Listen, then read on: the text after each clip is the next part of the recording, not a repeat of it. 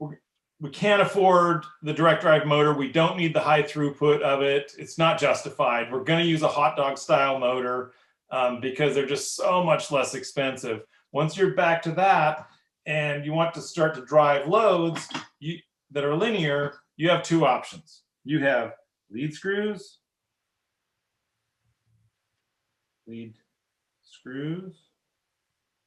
I'm sorry, four options. Ball screws,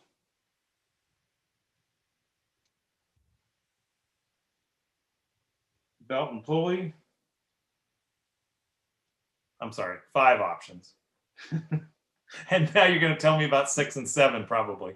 Belt and pulley, rack and pinion, which is really kind of a variation of that. And then what would you call it? Like I would call it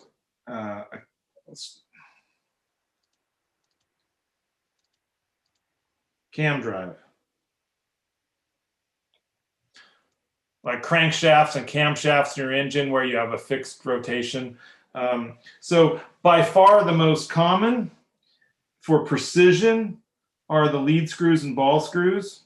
These are generally when you want fair, and in fact, let's instead of say precision, let's say accuracy. And these are long travel and repeatability.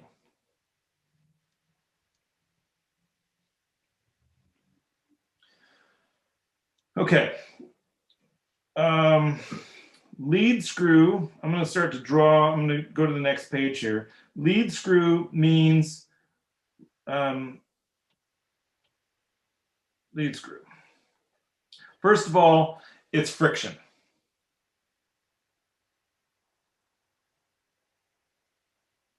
It's friction, it's sliding. If you have a V thread, well, you know what a V thread is. You've used V threads all the time, right? Where do you have V thread lead screws? Let me draw it out.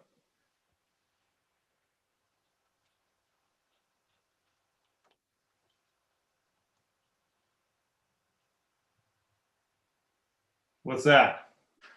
That'd be a bolt, right? So a bolt is basically a V thread. And a V thread is where the nut goes on a V and you can get very high pitch on something like this. Huh. Changed to gray. Love this system. High pitch meaning lots of threads per inch would be, meaning they say high pitch. So, you've heard of a quarter 20 bolt, or half, it wouldn't be half 20, quarter 20 would be a quarter-inch diameter and 20 threads per inch would be, and this is how bolts and nuts are. Well, the same concept applies in the biggest place you see this, the inaccurate types, is called all thread. You go down to the hardware store and you buy a piece of steel that's got V grooves on it, and you put a regular old nut on it, and you have linear motion out of, if you turn the V thread and hold the nut from turning, you have linear motion on the nut. But this is not all thread. Don't let me ever see you use that in a design unless it's just for a set point, an end stop or something, and these are good for adjustment. Adjustment, not motion control.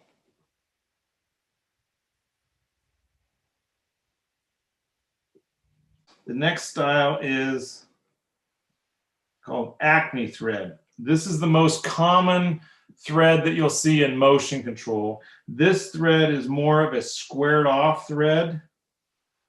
I'll just draw one side of, and then the other side would you kind of offset over here to draw it out. Kind of do this. And there's a slight thread angle to these, but so essentially you have something like that. The advantage of this is that this area in here is pretty significant in terms of the amount of force that you can create out of an Acme screw. The angle is much less than the V thread, and it's a big, instead of a little area right here to push against with a shallow angle on these, now you have a big, strong piece of metal, and it's a fairly vertical angle. So you can get a lot of force out of an Acme thread compared to a V thread. The Acme is going to be a machined, it's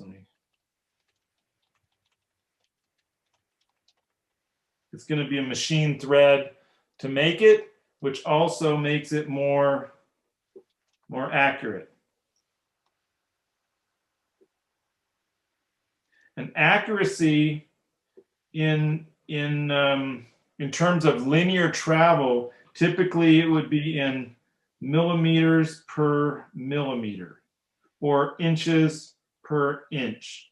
And so an accuracy might be of a kind of a good lead screw might be something like 0.00,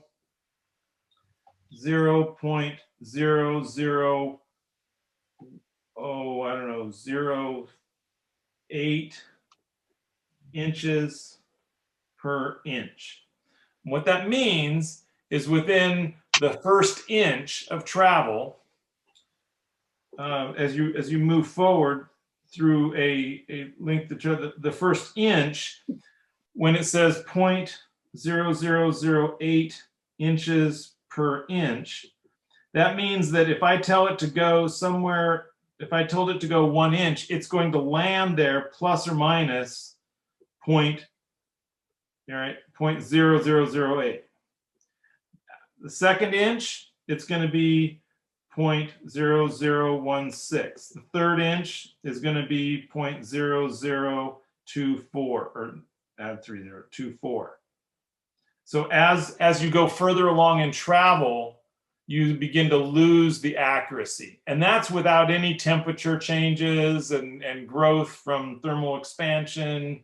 That's just the way manufacturing of something on a machine tool gets done, is you have a base inaccuracy and it's multiplied by the length to get your actual accuracy. So if you had a 10-inch screw, 10 inches, then your best accuracy that you would hope for in that over the length of travel would be 0.008 inches.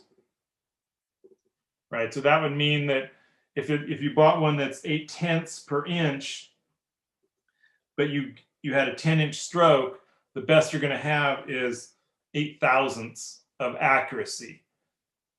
And this is a relatively inaccurate. This is kind of a bad screw. If you had 0.008, that's bad. Almost everything you're going to find is way better than that. Okay, so there's a couple other things that you have to think about when you're doing lead screws, and you always have to think of how you're going to preload. What are you going to do as you put a nut around a screw? I'm turning this screw into it, right? So we put a nut on here and ask it to move back and forth. At some point, you grab the nut and you have to get rid of the play. So how do you get rid of the play? I mean, you've done this probably in bolts and nuts part of things, but if you grab just a standard nut on a bolt and move it back and forth, there's a little play in it. That's a V groove, but the similar concept, in order to get it to go throughout the whole length of travel without binding up, and like a wing nut, you spin it and spin it and spin it. In order to get it to not bind up, you have to have room to deal with the fact that the actual lines on here are not perfectly spaced and they're not perfect surfaces. So how do you preload an Acme screw? Well, one of the things you can do is not preload it all the way and not, just have one of the things you can do is have some backlash.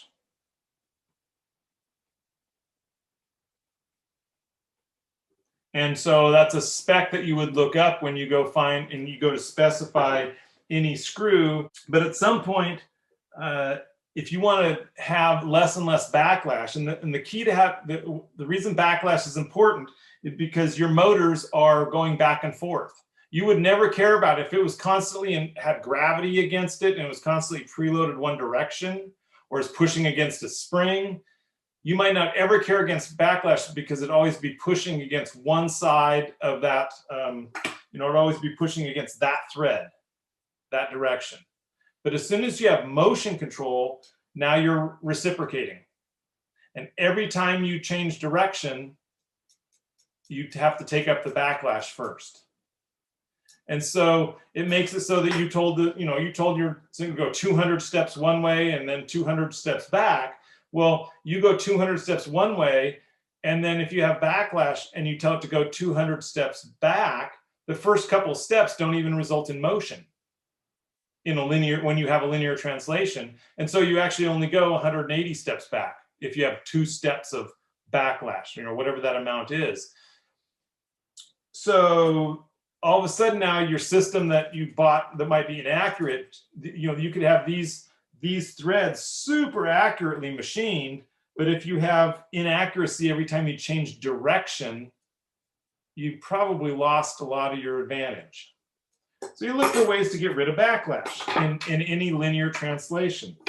One of the first things that people might do is they would add a second nut to that and tighten them against each other.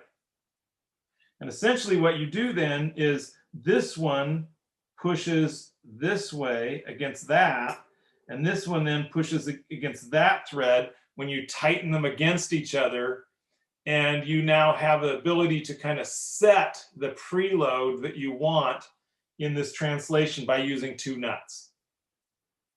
Make sense? And some of you have probably done that as a locking mechanism. You put one nut on something and then you put another on it and you lock them against each other, and it essentially locks so much friction into the system and pushes so hard against that surface and against that surface that it effectively locks the nut in place. Make sense? That's a bad way to do it, obviously. So one of the things that people would do then is they would say, all right, let's not do that. I'm going to erase that one for a minute. Let's do one over here. Let's do another nut here.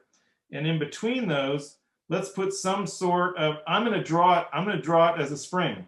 In reality, what you might do is this might be some sort of elastomer. And you would put that in between. And you would have the illusion of no backlash because you'd be accomplishing the same thing. You would be having a force that against that thread and against that thread mostly at the same time. But now instead of them locked together steel to steel, which doesn't have much give to it, the spring constant of steel is essentially the well, I guess it's on the stress strain curve, it's the elasticity, right? It's not very elastic would be a better way to, proper engineering term instead of spring. Steel is not very elastic, so you use that in the elastomer, and now you get the illusion of backlash, except for you've just introduced a spring. And so if there's friction and forces in there, now that you don't have direct motion, you have an extra spring that's pushing things around every time you go. So it's not a very good way to do it. Sometimes people will actually use on the nut, what they will do is they'll use a wide Delrin nut. Delrin is UHMW. You guys are familiar with that, right? I hope so. Go look it up if you're not. Delrin nut, and a Delrin is essentially a soft surface. It has a spring rate to it. If you've ever picked up a piece of Delrin, you know that it is not a stiff material. It's a flexible material, and it has a low friction to it. So low friction on these threads, that's good. Low friction. And it can absorb some of those inaccuracies because of its deflection. But there I use that term again, deflection. And anytime you get deflection, you have some amount of lost motion in there. Then some people will use a brass nut for the similar, like, all right, well, let's use brass. It's a little bit stronger material, but it's way softer than steel, so it will give a little bit. And they could have done a lot better. This is a very cheap Acme screw. They could have done a lot better with this brass screw. So again, as you ask things to become more and more precision in their manufacture, then you can get rid of backlash, but not necessarily all of it. So that's essentially lead screws. Now, the next one up would be, how are we doing on time? All right, I'm going to do this in 10 minutes. Ball screws. So here we have a ball screw, and part of the reason you can tell it's a ball screw, you can see right here, get this right, there we go. Right here is a little tube. And this, so the balls actually run in the grooves of the ball screw, and then they have a recirculation tube where they go in and out. So they run in the groove for a while, they're under pressure, and then they have to come out, recirculate here, and then get back, put back into the loading zone back at the other end. So there's a little, this is a little channel where there's little ball bearings running around inside this thing. What I'm trying to show you here is that the center of these grooves is shiny and the sides are rubbed, meaning that the channel of this ball screw looks like, so let's see, ball screw, and then you would have, it would be more like this. This would look like what the ball screw would look like.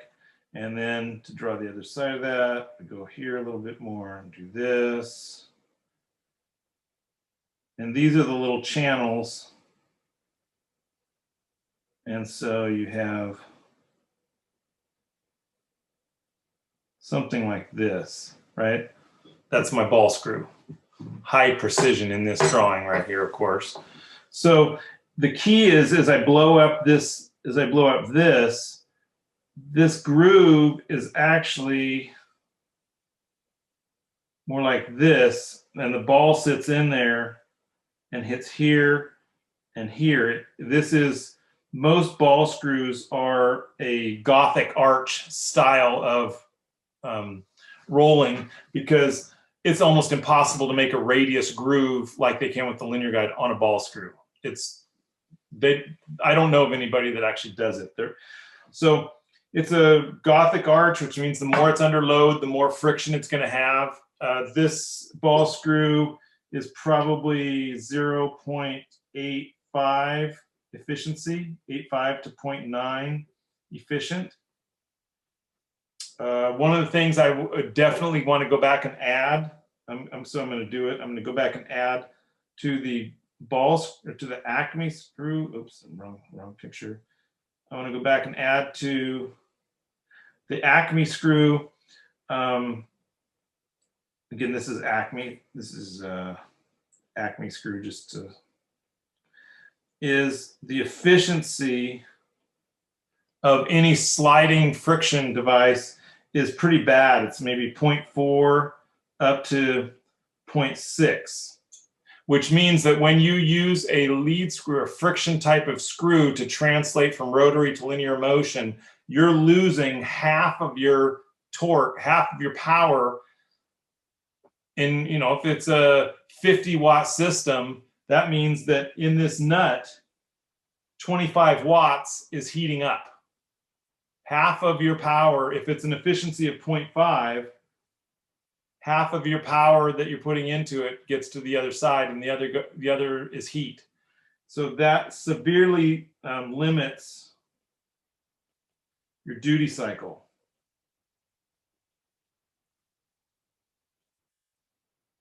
So when you see specifications with a lead screw with a friction type of nut, whether you're going to see somewhere down in the conditions, you're going to see an asterisk that says something like 35% duty cycle. Whoa, that might be fine on a machine that's moving and stopping and moving and stopping, but for a lot of high throughput machines, that's not going to work. The one other advantage that I will add, the one other advantage that I'm going to add, I'm going back a minute because I forgot a couple things on the Acme screw. The one other thing about this is they are, for the most part, self-locking. Meaning, watch what happens with this ball screw. I'm going to hold the nut. I don't know if I can do this. I'm going to hold the nut, and as soon as I get it at a certain angle, let's see if I can hold this. You probably can't tell, but I've got it about a 30-degree angle, and there it goes. It starts to back drive just by the weight of the. I'm doing this, and this thing is back driving on. Oops, almost out of it. Better not do that. But if I hold this, just the weight of the screw itself will cause it to start back driving. It's that efficient. There's very little friction in this thing. Let's see what you see that? See what I'm talking about? So so it's not locking it out, and so in a vertical application, it wouldn't take much, and the load would just drop like a rock as soon as you let go of it and stop it from turning. On an Acme screw, something like this one, I could push as hard as I want. If I hold the nut straight, I could push as hard as I want right here, and it won't back drive. So in a vertical application, or in an application where you stop the motion from your motor and you want to just sit there and actually hold position mechanically, the lead screw will do that, because it's for the most part self-locking. Make it go back and forth by pushing back and forth on the nut itself. So the nut that goes around this that has little balls in it, push back and forth on the nut and see if it moves. Yeah, definitely a ball drive, ball screw. Oh yeah, so you can move it, right? So you can back drive it. Okay, so that's because of the efficiency. So because of the efficiency, that means generally they back drive, and that's sometimes good and sometimes bad. That's something you design for or against. It's not bad or good by itself. Okay. So the other thing about the ball screw is there's generally two types. There's ground screws, and then there's rolled. There's two different ways to make these things. One is ground, which means machined. They all start out by rolling the threads and just hard rolling the threads into a piece of metal, and then they decide if that's good enough or if they need more. One of the ways you can tell is from sound. So I don't know if you can hear this one, but it sounds, hear that tinny sound to it? Can you hear? I don't even know where my microphone is on this thing, but yeah, you can hear it. You can hear it, right? And actually, you can, when you hear that sound, you twist it, you can feel all these little bumps, and you can feel every single ball, and it's because a rolled thread. Oops, look back. The rolled thread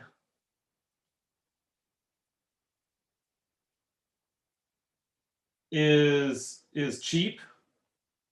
It's it's one operation to make it. You roll the threads and you're done. You put a ball in it, and make the balls small enough that they won't bind up in there, and you run it. And so it's really good for movement, but not necessarily motion, where you're actually after a certain specification. If that helps on the graphic a little bit. So this whole screw right here, as a rolled screw, it's about 1/2 meter of travel. It's got a recirculating single nut to it. They make double nuts. They do all the same kinds of things to try and get rid of backlash in them. This whole screw that I have in front of me here, it's a 5/8 shaft, something like that, roughly. I bet this is $120. And it's pretty unprecise, but it definitely will give you travel out of a motor. It'll give you reciprocal travel back and forth, and it will do positioning. It's just going to have a certain amount of accuracy. So as soon as you go to a ground thread, which almost all the ones I would hand out to you are, if it's a ball screw, it's going to be a ground ball screw. All that means is they take the channel and they grind it perfect.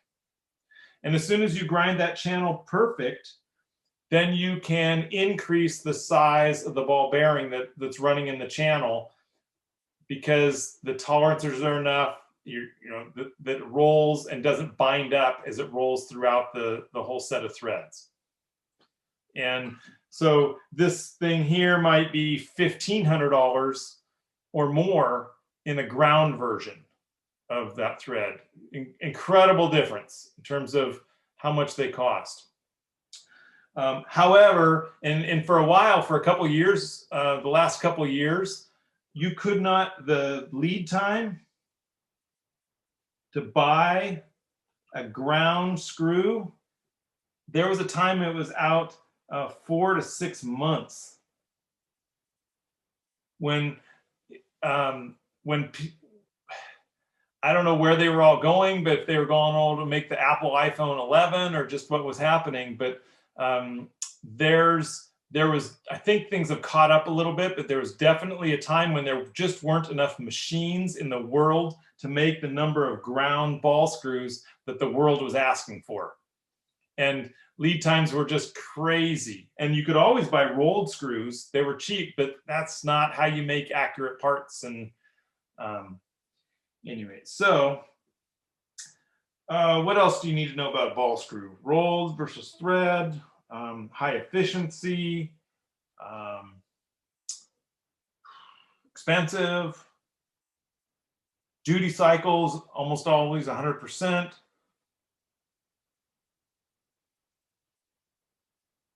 I think that's it. I guess there's one other thing I want to show you in terms of applying a screw. And that is thrust bearings. All of these screws, one of the things that you're going to have happen, it generally, this nut right here, you're going to want to create some sort of force out of the nut. So you turn the screw with the motor, right? Down here you attach a motor. You turn the screw, and then that creates force out of from the nut. And the nut then is attached to your bearings and whatnot in various configurations, and it moves. But one of the key things that I told you earlier is the motor itself can't see that force. It has very little axial force capability.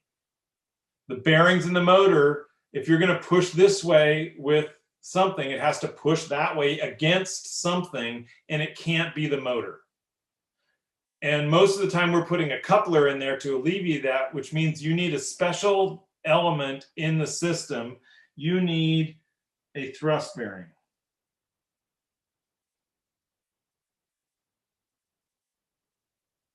Typically, you need it. You guys have all had bearings such that you know what simple is, right? You know a motor that has one bearing on either side is a simple bearing and a simple bearing, so it's simply supported. Hopefully this is ringing true to something you did in 340, but a simple support, one bearing on each end. And then if you put, there's a variation where you can go to fixed by putting two. The number of fingers here are representing how many bearings there are. So 2 bearings on that, one on that. That would be fixed, simple. And then fixed is the strongest way, but it has to be the most aligned. Well, the most common thing to do in motion control is to put in a thrust bearing. And I think I need to turn this on. And I'm just going to point out, here it is. Here's what it actually looks like. So in this system, here's the screw. In this case, it's an Acme screw. So here's the nut. You can see the nut right here. In this case, it's a Delrin style nut down here. It's a black Delrin that's about 1 inch long. From here to here, there's the nut. Here's a little sliding surface where it slides in the tube. This is a special rod type actuator is what this would be called. Acme screw so it doesn't backdrive. And down here, there's one rotary bearing and another one with machine shims in between them. So they're pressed into some machine surface, pressed in this way, probably a snap ring to hold them in, something so they do not move, because once you try to apply force out at the end of the actuator, way down there, if you're applying force that direction, it has to push against something, and you want it to, whichever direction it's moving, not to have any motion of the screw. We've talked about backlash here in the nut, but you also can't have the screw moving back and forth when it alternates force from one direction to the other. So you have to design in a thrust bearing, and that's part of the thing that starts to make precision mechanics more expensive, because this is non-trivial. You're trying to get this thing to turn freely, but yet get rid of all motion in the axial direction with this special bearing. So it's not just a bearing to double support load. The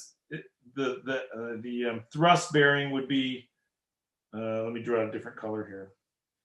If I drew it onto here, it could be on either end. Doesn't really matter which end you put it on, but you're trying to not just support load this direction. That's with a ball screw, that's not the point, adding more bearings that way. The whole point is so that it supports axial loads and forces in that direction, and there's no relative movement of the screw, so that when you turn the motor, you actually get movement in the nut, not in the actual screw. See what I mean? Anyway, it's a part of the design, and that's what starts adding to the cost of any mechanics that you would choose that are not just something that you grab from McMaster Carr. Is when you start to zero in on higher accuracy, these are the things you deal with. Okay, I think I'm done with ball screws and actuators. I'm going to save belt drives and rack and pinions for motor sizing, because there's not that much design around those. You use a timing belt or a regular belt, but I think those are covered better in the motor sizing than they are, because neither of those are specifically high tolerance devices. They're meant for high velocities, moving things around.